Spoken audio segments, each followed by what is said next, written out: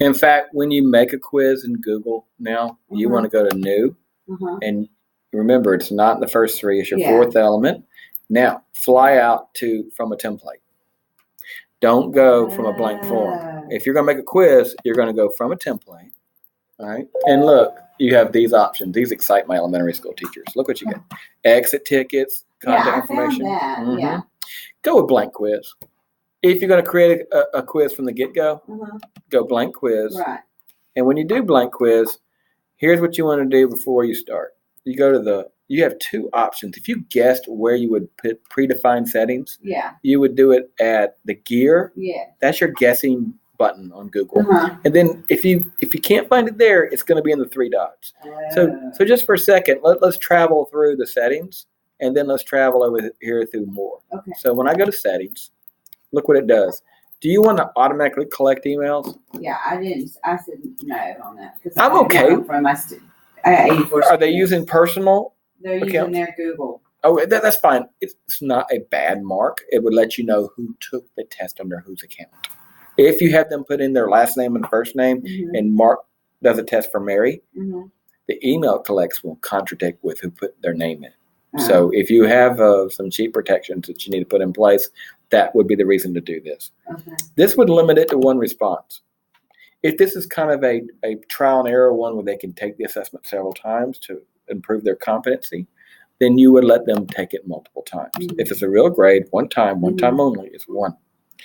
If you want them to have results, the problem with that is if everybody gets their results when they're done, I can lean in and go number 4. So you gotta make a decision where. See, and ours are young enough where I don't want them to do all that. No. But if you wanted to provide them a summary instantly of their graded paper, it will do that for them with that checkbox. Okay. That's under general. Now, if we travel over to presentation, this allows you to shuffle questions for cheat protection. And so I went from general to presentation.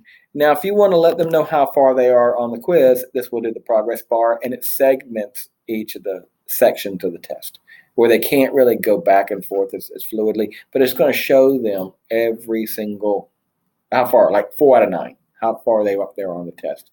And then where it says quizzes, you can immediately after each submission release the grade, or you can tell them later. In other words, you can wait till everybody's done before everybody gets their feedback.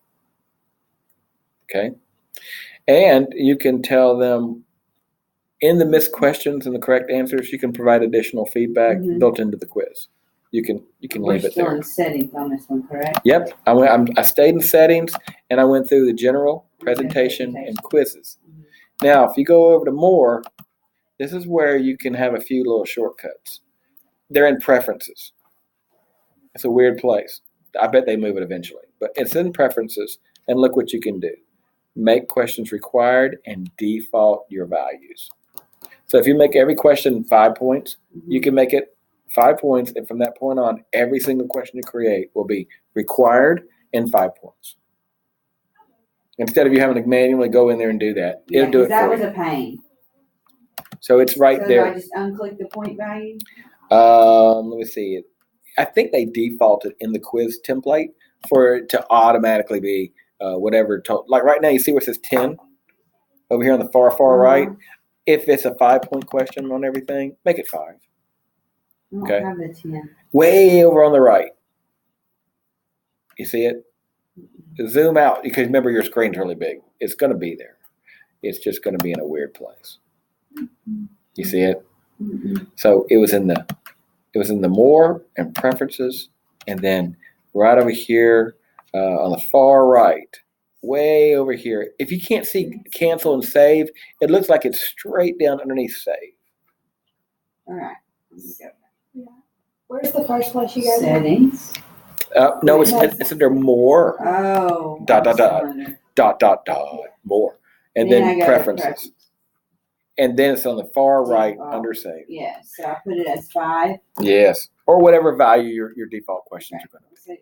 And then I uncheck it or check it. Leave it. Yeah, check it. And then when you add a question, right? Look at my question now. When I add a question, It does it for me. It automatically makes Because it I had where. to drop down and See, put 5 5 points. every time. And drop down and put 5 every time. And- It's the first time I'd ever done it. So. And make it required. If they skip a question, Yes. no, you want something there. So that always has to be required. Yes. And your answer key, if this is going to be more, if you have a really important question, all you do is you click on your answer key and you can change this one question to 10. Because I put my answer key on there, and then at the end when it